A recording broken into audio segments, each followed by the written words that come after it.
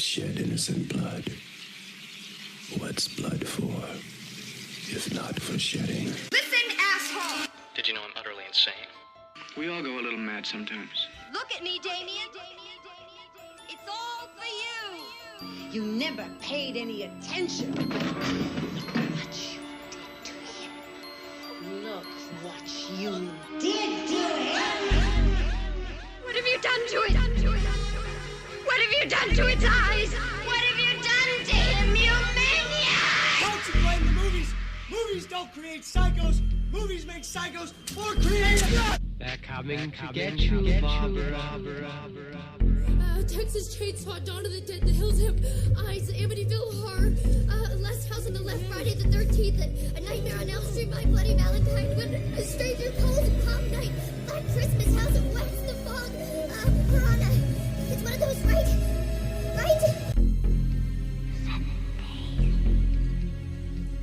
And we're back. Yay! Welcome to your bonus episode. Podcast that works in your accent but not mine, etc., etc. I died this week with homeopathic lasers. You died with... Ow, my brain. Yeah, that's right. Yeah. There we go. That's out of the way. Didn't think you want to listen to the same stuff twice, so we're just getting right into it. This episode is Friday the 13th, Part 2. On a June night in 1980, Friday the 13th, 12 of her friends were murdered.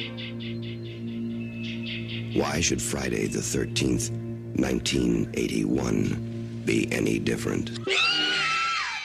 Friday the 13th, Part 2. The day you count on for terror is not over. Friday the 13th, Part 2. Something that I forgot to mention during last episode, but I can mention during this episode, is that Betsy Palmer as Mrs. Voorhees is, what's the word that I'm looking for? Honored in our opening song-ish thing, whatever you want to call it, our intro. The opening titles? Yeah. Even though there's nothing to see. There's not really titles as such. The intro. Yeah, the intro. Show. Yeah. Her vocals from the end of Friday the 13th are in there. Did you say Friday the 15th? No? I feel like you just said Friday the 15th. You are a liar. Can we check playback? You are a liar and a bitch. Go to tape. Her vocals from the end of Friday the 13th are in there. You 100% said 15th. 13th. You said 15th. Mm-mm. That was Friday the 15th. Listen, white and gold or blue and black? You tell us, listeners. What colour was Betsy Palmer's dress? Laurel or Yanny? Huh? Man, I'd forgotten about that. Yeah. And I was better off for it. You're welcome. You did this to yourself. Anyway, so this episode we're doing Friday the 15th, Part 2. I will slap you in the dick. Wait, look over here. Yeah. See this finger? Yeah. Going in your butthole. Oh. Dry. Again. I will add that after watching Friday the 15th, Part 2, I then started If you to do watch... that for this whole episode, I will walk out of this apartment. I will not say Friday the 15th every time. I promise. After watching Ever again after this. I started watching Friday the 13th, Part 3, right? Mm-hmm. And I realized that Part 2 and Part 3 both start the same way. Basically recapping, not even recapping, just replaying the last 5 minutes of the movie that came before. Oh, you mean Adrian King or Alice just rolling around in bed going,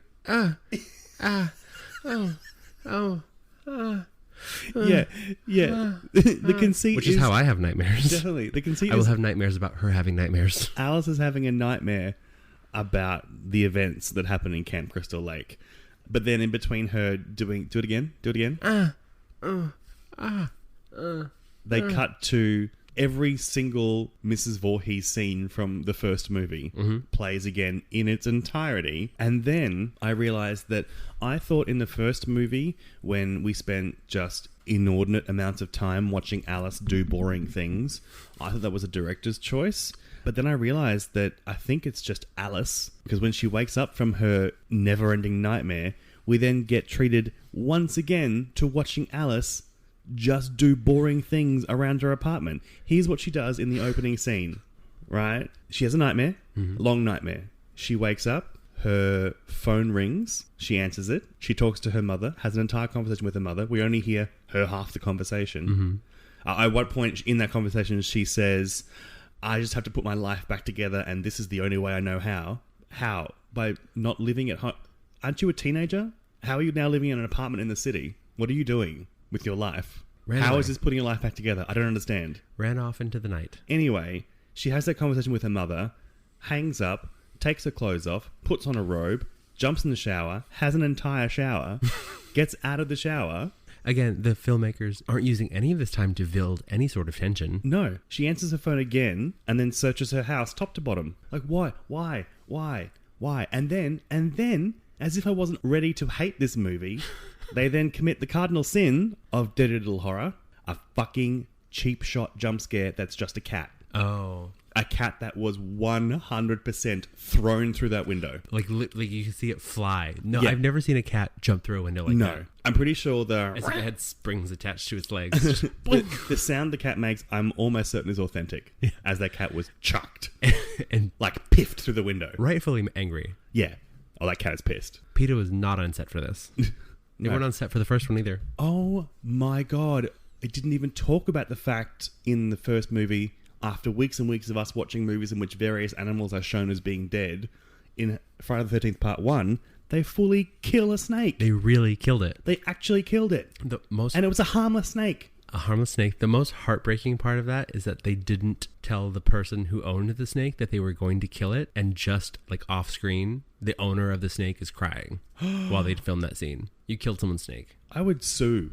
I would have as well. Like, if they made enough fucking money. If that had been a venomous snake, if it was in Australia, I'd be like, yeah, kill it dead. But not if it's a harmless snake, and that was It belongs to someone. Wow. Anyway, so they've killed a snake in the first movie and then pegged a cat through a window in the second one. And after the cat's been chucked at her, she then, second movie in a row, pops the kettle on. Time to make some coffee. Oh, there's one thing Alice loves. It's chucking the kettle on the stove. Yeah, your favorite part from part 1, revisited. I love a callback to putting the kettle on. Jesus. And then she dies. Finds Mrs. Voorhees' head in her refrigerator, which was nice. And also lends credence to the idea that I think Jason is gay, because that head was placed in there purely for drama. Mm-hmm. Purely for the messy bitch who lives for drama. Just so Alice would open it and freak out. Like, he does not contribute to her murder. It's just there to really freak her out. I think Freddy Krueger's pretty gay. Jason Voorhees is pretty gay. I wouldn't say that Michael Myers is, but maybe he's a daddy. Maybe that's the Kinsey's cat. Maybe it goes from Freddy through Jason to Michael. Yeah. Freddy being 6. Yeah. Michael being 1 or 2. Yeah, exactly. Anyway, after being a messy bitch who lives for drama, putting his mother's head in Alice's fridge, he then runs an ice pick through her head. You can tell that the cat was thrown through the window, because watching its owner be murdered, the cat's just like, is someone going to fucking feed me? Yeah, that cat gives 0 fucks. Yeah. And then very considerately, Jason takes the kettle off the stove. Mm-hmm. He doesn't turn the stove off. And then we jump to 5 years later, which, wow, this time, my timeline is all thrown off. Well, okay, so Adrienne King, Alice, was supposed to come back for the sequels and many sequels after that. But because of a real-life issue with a stalker after the first movie, she requested that her screen time be minimal and that she die. Oh. She requested her own death. This person broke into her apartment. She had restraining orders against them. It got real messy. Wow. Multiple confrontations, letters, all sorts of weird, creepy shit. That explains it, because I did distinctly remember knowing that she was supposed to be this franchise's Laurie Strode. Yes. Mm-hmm. Or Sidney Prescott. Mm-hmm. And then was not. And thank you for explaining why. So she dies. And good on them for fulfilling her request, because that's some scary shit. I mean, they could have really locked her in. I mean, when they decided not to make it the anthology series, and it was going to be Alice versus Jason, which then it just turns out to be Jason versus various teenagers for the rest of the thing, they could have been like, no, you're on contract. Fuck you. Do all of them. Yeah, but they didn't, which is great. So how does the timeline of this work? Because Jason was a little boy in 1958. Mm-hmm. In 1979, when Mrs. Voorhees goes on a killing spree, according to the end of the film, Jason is still a little boy. Not 2 months after that, while Alice is still recuperating, suddenly Jason is now an adult. I don't know how that growth spurt happened, but then we jump forward 5 years, and obviously Jason is now let's say he was like a late teen when he killed Alice. Well, this is a little bit of trivia. This says, the counterintuitive plot of part 2 shocked most people associated with the series. Betsy Palmer, Tom Savini, and Sean Cunningham all made public remarks about how stupid it was that Jason was alive the whole time, and if he was, then why didn't he just tell Pam Voorhees that he was alive, which would have avoided all the murders of part 1. That is true. It is fun that Pamela Voorhees heard the voice of her dead son, and then for the rest of the franchise, Jason hears the voice of his dead mother. But also, again, this is based on my bias of having played the Friday the 13th game for a solid 8 months straight. I find Jason way more interesting anyway, and compelling. So we jump ahead 5 years, and we are once again bombarded with a bunch of new characters, none of whose names I know, some I never learn, but before even fully meeting all 12 new characters, I've already seen the buttocks of one of them. Because she's wearing tiny, tiny little shorts. She has a very nice ass. It's a very nice butt. Yeah. Anyway, her name is Butt Cheeks. Oh, another thing I didn't mention in the last episode, but I'll mention it now. The first movie is set in Camp Crystal Lake. The second movie is set at Packanack. And both of those places are maps you can play in the Friday the 13th game. And both of those maps are recreated so closely, I cannot express how weird it is to watch a movie you've never seen before, but instantly recognize Everything. the landscape. Like, the entire house at Packanack is recreated perfectly. And I'm like, I know what that is. And also, just jump ahead a bit more, when I started watching part 3, that location, also dead on recreation. I don't think I've seen 3, so you can't talk about it too much, but I feel like I've totally seen 3, so I don't know. I won't jump ahead. So, we've met Butt Cheeks, and the head of this group, because it's, once again, it's a guy getting all of his counselors together to get ready for an incoming camp. And the guy leading it is like this Slender Man version of Matthew McConaughey. So his name is Slender Man Matthew McConaughey. There's also a Slender Man Ginger, but I'm not even sure. He disappears. I don't even know if he's killed in the movie. He just doesn't come back. Yeah. But we've also got other characters. There is a really, really, really handsome dude, but he's got that, like, I know I'm handsome look, like the handsome guy from 10 Things I Had About You.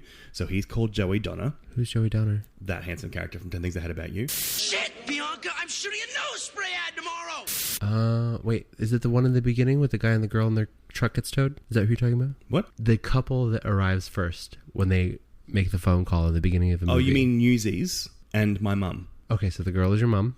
Yeah, because in the first movie there was a guy that looked like my dad, and in this movie there's a girl who has the exact same hair that my mum had in that same year. Oh, okay.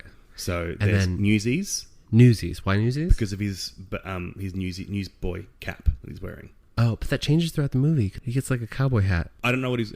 In fact, I'm not even sure what he's wearing in the first scene. I know that from scenes like 2 through 7, he's wearing that Newsies cap. Okay. Which is why I called him Newsies. Okay. I, when I was watching it, thought that he looked like blonde John Travolta around that time. Oh, yeah. So I started calling him Blonde Travolta. All right, I like Blonde Travolta more than I like Newsies, but I can't get my brain to readjust now, so if I forget and just call him Newsies, just... No, you don't have to call him by my name. That's what I called him. Because I was like, you look like almost exactly like John Travolta. From, like, Welcome Back Kotter era Travolta. Yeah. When his hair was really feathered before it was pompadoured. Yes. Yeah. Yes. So, Newsies and my mum have their truck towed. Yes. And then they get... And Crazy Ralph is there, again, Yes. trying to warn people. Stay the fuck away from that lake. Except this time, Crazy Ralph dies really, really soon after that. Oh, spoilers. No, like in the next scene. In a couple scenes. But Is soon. Soon. Yeah. Again, I haven't written down a full transcript of the storyline because A, it's too taxing to do, and also it's not important. But we've got Newsies, Mum, Slenderman Matthew McConaughey, Butt Cheeks, a guy in a wheelchair who just looks like a Mike. I don't know why, but pretty sure he's a Mike. So His name is Mark. Oh, so close. You're very close, but also because I didn't get anyone's name in this movie either, was like handsome wheelchair guy. Okay, so handsome wheelchair Mike. Yeah, Mike. You call him Mike. Joey Donner and Joey Donner is the stupid handsome mum with blue eyes. He comes up later. Don't worry about it. Okay, He doesn't do all right. anything in the first few scenes except look handsome. Got it. From now on, when we have a movie like this, when we rename people, you should explain to me who they are before we start. Maybe I should. But here's the thing. But I also like finding out who they are. If I have to rename people, it's because they haven't done a good enough job of explaining to me who they are. So really, I'm not sure who they are either, which is why I've had to come up with a whole legend to explain them. And then while Slenderman Matthew McConaughey is talking to all these people, his, I assume, girlfriend arrives in a V-dub. So I call her V-dub because I don't know her name either. And then Slenderman Matthew McConaughey talks for an interminable period and then has like a hissy fit at his girlfriend. Well, he also like starts warning them about bears and then tells women to keep their vaginas clean when they're menstruating. And I was like, that was unnecessary. And the girl like does a close up on two of the girl counselors and then just like and I was like, oh, you should stand up and tell him to go fuck himself. That's what you should do. Yeah. And then throw him to a bear. Oh yeah, he's a fuckwit. And then suddenly it's the next day. So no, but then Ginny shows up. Ginny. Her name is V-Dub. V-Dub. Got it. V-Dub shows up. I immediately like her so much more than Alice. But at this point, I haven't figured out that she's the main character yet. I immediately do not like her. You don't like her? Not until... Okay.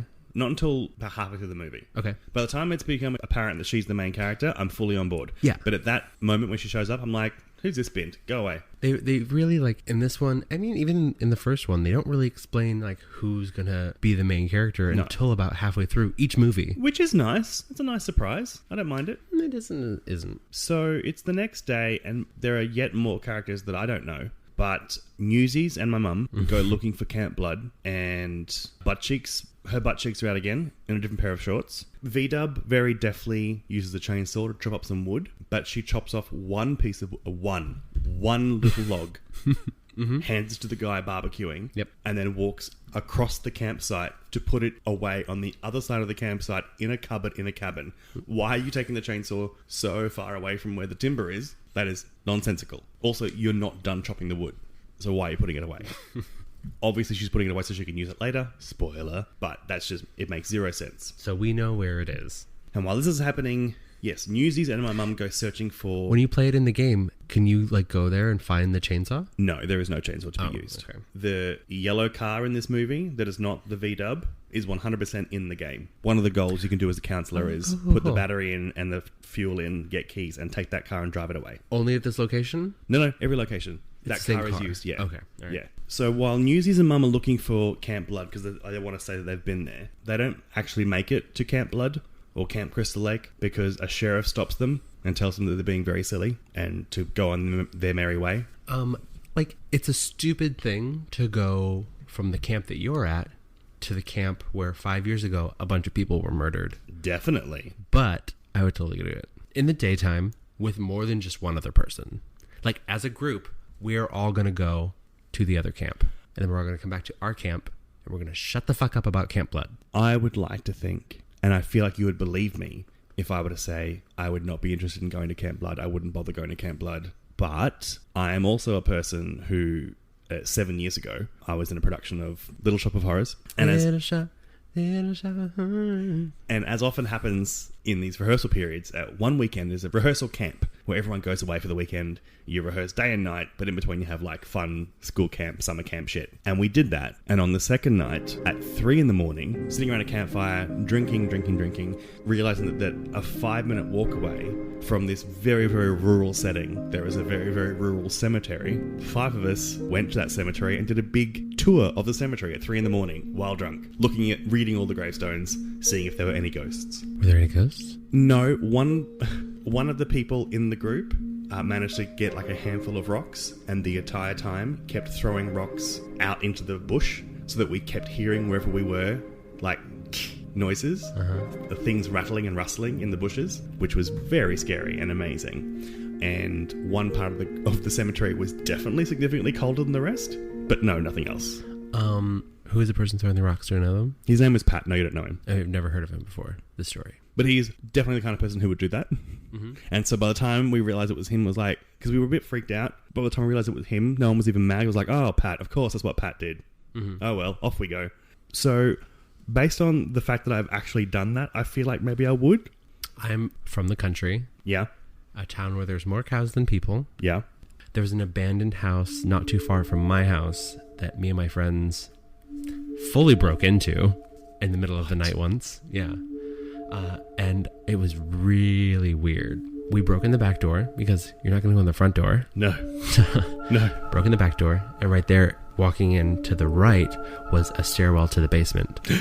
And all you can see on all the ledges and the stairs and everything are just thousands and thousands and thousands of dead bees. Thousands of them. Like every single surface is covered in dead bees. Dead bees. It's the weirdest thing that I've ever seen. Didn't stop us from going into the rest of the house Oh, how did it not stop you from going to the rest of the house? Yeah, exactly. So we're just kind of like walking around the living room and the kitchen, like looking at stuff and being like, this is weird. That's what, like, whatever. Go up into the second floor. Mm-hmm. Also had a crawl space that was like kind of an attic, but not really. And we were in there. And You went into the crawl space? Yeah. The fuck is wrong with you? I was a stupid teenager. And we found a bunch of razor blades. I like that noise you just made. Just Guess what? I made that noise with my butthole as well. Like, my mouth, my butt did the same thing. It was a vacuum. And then all of a sudden we started seeing... We didn't hear anything, but we started seeing like a reflection on the walls of a flashlight from outside the house. Same? Yep. On your butthole? Yep. And then once we realized that that was none of us and that it was coming from outside, we sprinted out of that house and like down the street, out of nowhere, a pickup truck starts racing out of nowhere, chasing us. So we, instead of running down the road, which is again in the middle of the woods, we decide to go through the woods to get away from the truck. That's some Jeepers Creepers bullshit happening right there. Mm-hmm. Wow.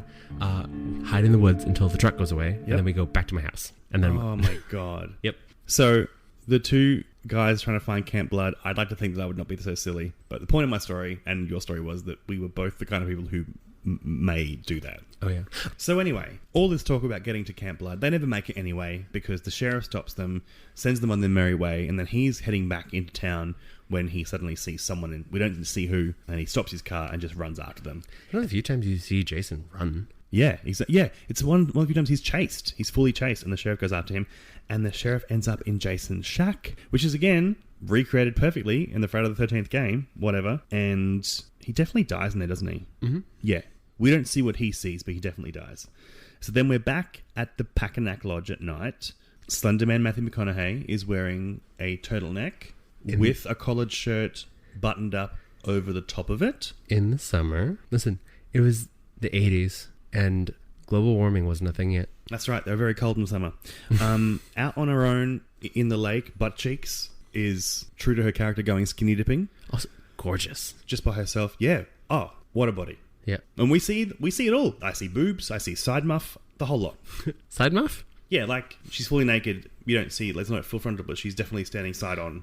Definitely full frontal. Side frontal. When she's walking out of the water, 3/4 frontal. Okay, 3/4. Yeah. 3/4 muff. Yeah. Sure. What else is happening? Back at the lodge, there's Newsies and my mum, handsome wheelchair Mike, Handsome wheelchair and a girl Mike. I've called not yet interesting enough to have a name. Mm-hmm. Joey Donner, the stupidly handsome guy who's done nothing yet, steals Butt Cheeks' clothes. Mm-hmm. Oh, now I know who you're talking about. Okay. And then he's being a real arsehole to her. While being an arsehole to Butt Cheeks, Joey Donner gets caught in one of those rope traps. We need to discuss this rope trap because it's one of those rope traps that to this day I'm still not sure how they work.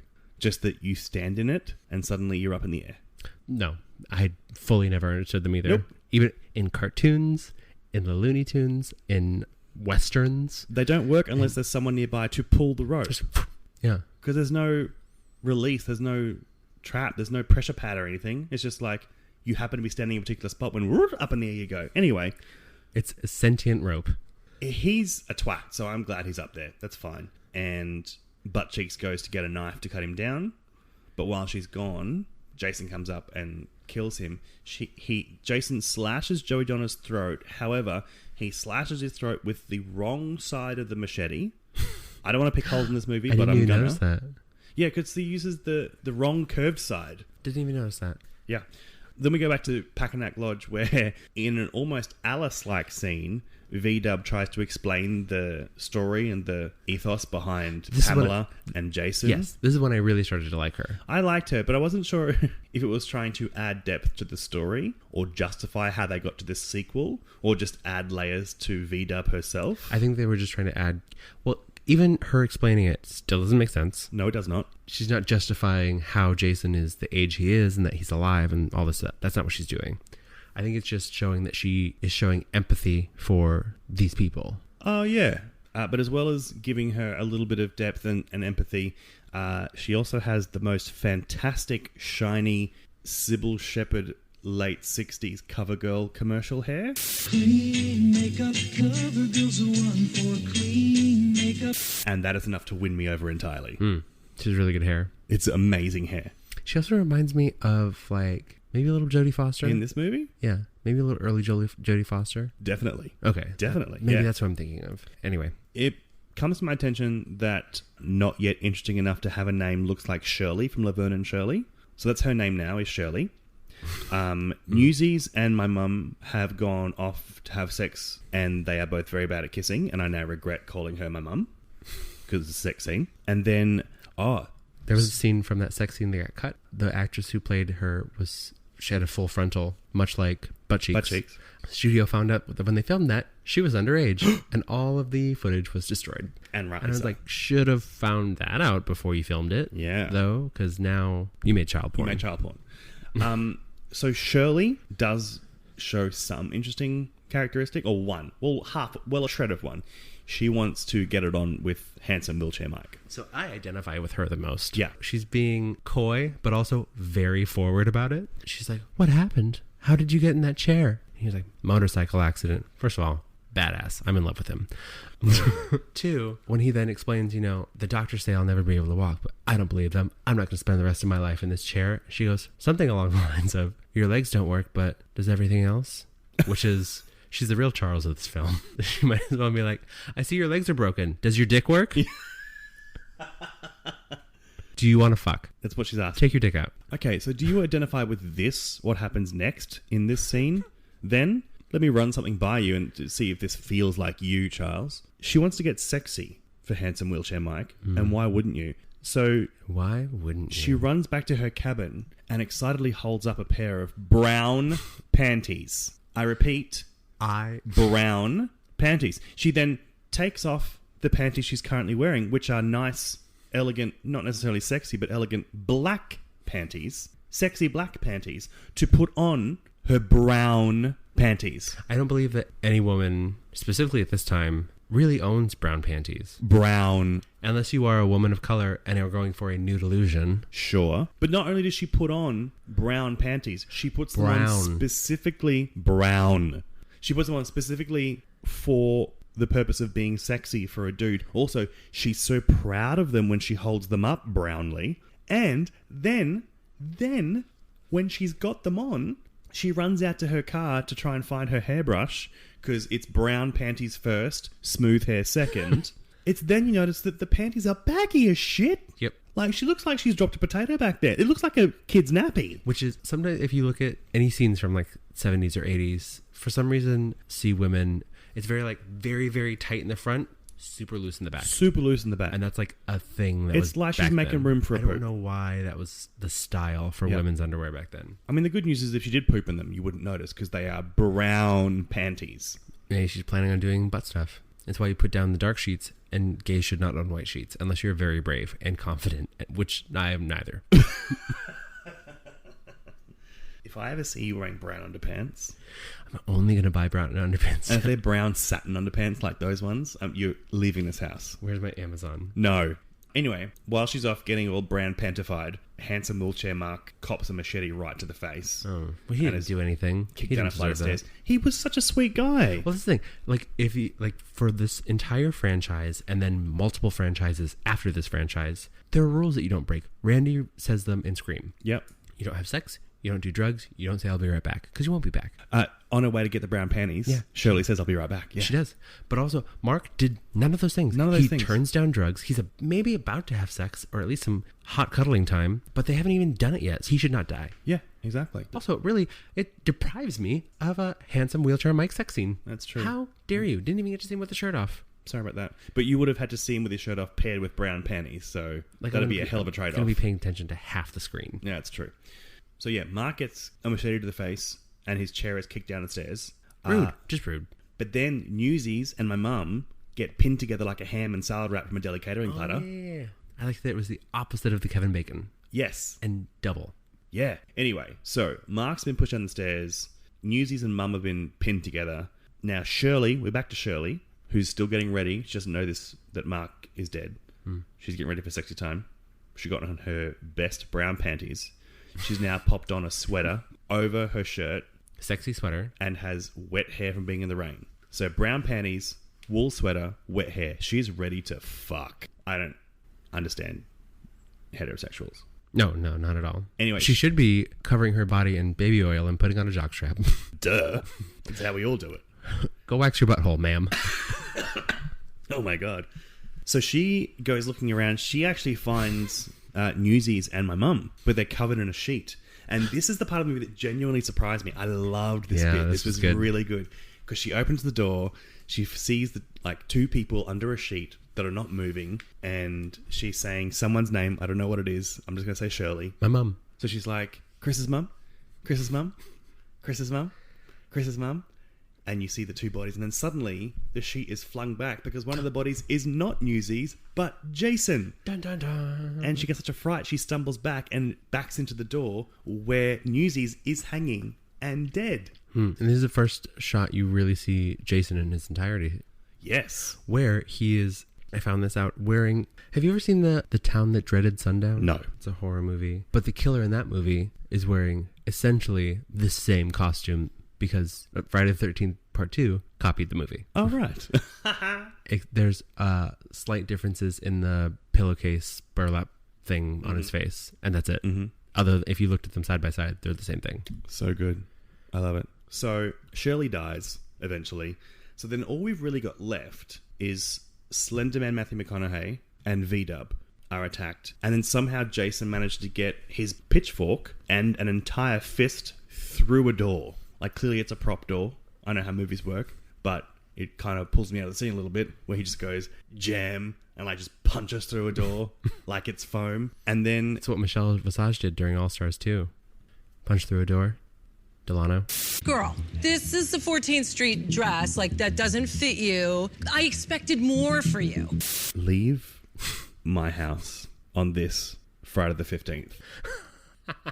Yeah, you deserve that. You fully deserve that. Anyway, V-Dub runs outside and gets into her car, which, mate, he's just punched through a door. Your soft top Volkswagen is not going to provide you any protection. Then there's a lot of running. V does a lot of running from Jason out of the car. She then hides behind that yellow car, but her head is fully sticking up above the bonnet. You can see quite clearly that she is 1000% visible to Jason, and yet Jason goes, look this way, look that way, and then runs off. And then she goes and runs up. He's only got one eye. That is true. His field of vision is narrowed. Then she hides behind a very spindly bush you could 100% see through.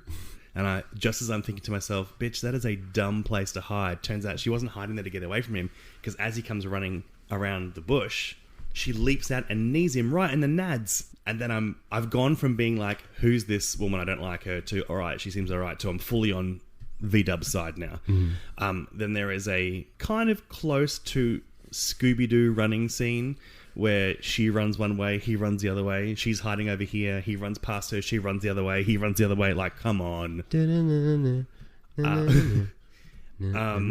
is a good scare in that running scene where there's a long shot of her running down the dirt track. I don't know where she's going to, but she's running. And the camera and the sound gives no indication when suddenly he just leaps and almost tackles her to the ground from nowhere. Loved it. I love that bit. Yeah.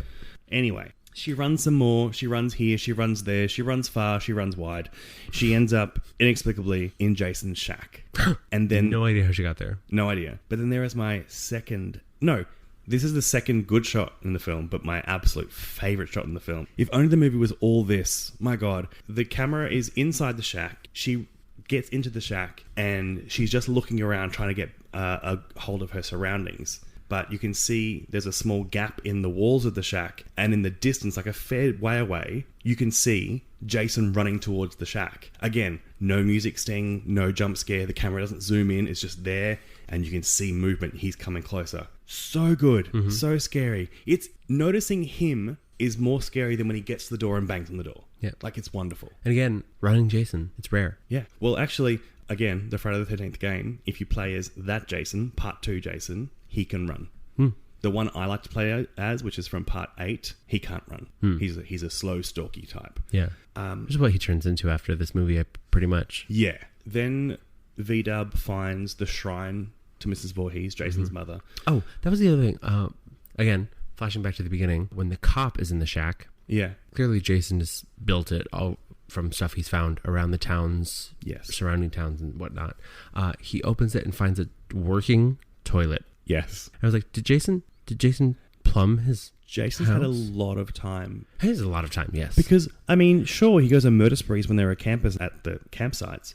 But what does he do in all the times when there's no one there? What does he do during the winters? Nothing to do but learn how to plumb.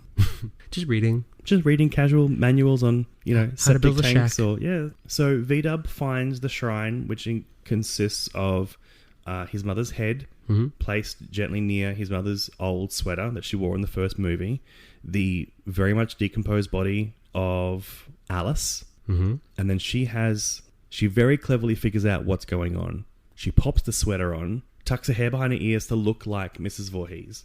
And How does she know how Mrs. Voorhees... Oh, the she head. looks at the head. Yeah, got it.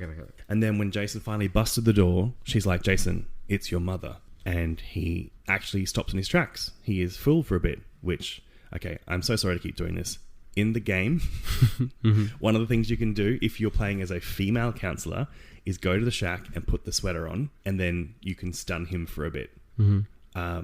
By saying, Jason, this is mother. And when you're playing as Jason, Mrs. Voorhees' exact lines in this movie are what she says to you. Yeah.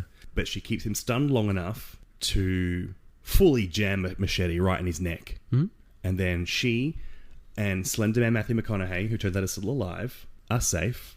And they head back to the cabin. They're all relieved. And then just like in the first movie, which is great... Just when you think everything's okay, everyone's calmed down, there's a bit of a false start where they hear a noise outside. Okay, she's got a weapon, he's got a weapon. Open the door, 1, 2, 3, go. He flings open the door. There's nothing there. Suddenly, Jason bursts through the window behind V-Dub and grabs her. And then she wakes up in hospital. She's fine. Can you imagine if that was just the ending of every Friday the 13th movie? Honestly, should be. Just final scare, hospital. Surprised it's not how people die in your game. Yeah, waking up in the hospital? Yeah. I actually would prefer not the hospital bit. Once you get to the point of this franchise, which we now know it is, where they've thrown out all logic and reason, and sure, the last person in the movie, Jason, suddenly comes back and kills them at the end. I'd be cool with that. I love that last scare stuff. So that's the end of Friday the 13th Part 2, which is, again, something that they got from Halloween. Because Halloween 2 takes place... It doesn't do a flashback, but it starts immediately at the end of Halloween 1. As if you could watch them back to back. Oh, really? Yeah. Okay. I enjoyed the second one way more than the first one. As do I. It's one of the few ones where the sequel isn't maybe not better, but more entertaining. Well, they kind of had an idea of what they were doing. The first one was just throwing stuff at the wall, see what sticks. Yeah. With this one, they knew what they were trying to do, and they had a slightly clearer story, even though I still didn't know who the fuck anyone was. And then also, this is even though Betsy Palmer. Even though she claims she was only ever in the first one and everything after that is just using her voice or whatever, she did film a small cameo. She did. In this one, and she seems to have forgotten that in any press that she's ever done afterwards. She's like, I've only ever been in one. Yeah, you filmed the bit for the second one. But you're getting residuals from all of them. Yeah, because she's an archival footage for others. Yeah. Yeah, or even if she's not, they still use her voice. Yeah. For some. So, who is the voice in the game? Is it her? In the game, is it a voice actress called Jennifer Ann Burton? So not the original. But I will point out that the motion capture for Jason for the game is done by Kane Hodder, who plays Jason in several of the movies, which I think is a very cool thing. So where does that leave us? Would Brittany survive in Friday the 13th Part 2's film universe? We're doing this again for the second one as well. It's a separate movie. Well, we didn't do New Ways That We Died. Do you not want to? Do you not care if Brittany would survive in this universe? Wow. I didn't come prepared because I didn't think that we would be repeating ourselves. Well, I'm prepared because I thought of it just now. Kylie.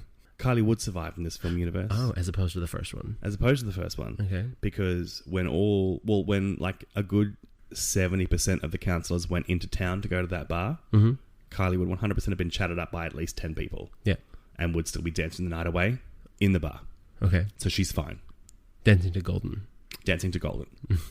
So, do you have any thoughts on Brittany? If Brittany were to be in this universe and I'm not going to have her replace the character, Ginny, yep. Ginny Weasley. Which it would be really great if Mrs. Weasley showed up and said, "Not my daughter, you bitch."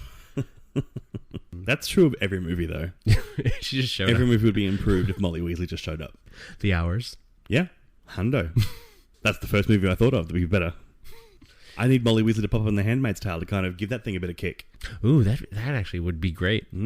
But continue. Stop stalling. Okay. Would Brittany survive in Friday the 13th Part 2? No. Why? Because I feel like since she did survive the first one... Yeah. It's only fair. Since she survived the first one, I'm doing the same thing where I'm replacing her. You can't do that. When did we have rules on this? It's common sense. You're making up rules all of a sudden. Okay, she survived the first one, was smart enough not to come back, survives. Oh, okay. Great. Thank you. That's all I needed. She's going to distance herself from all summer camps for the rest of her life. Yeah, because she was traumatized by the first one. That makes sense. See, was that so fucking hard? Yes. Jeez, how long I stalled to get that?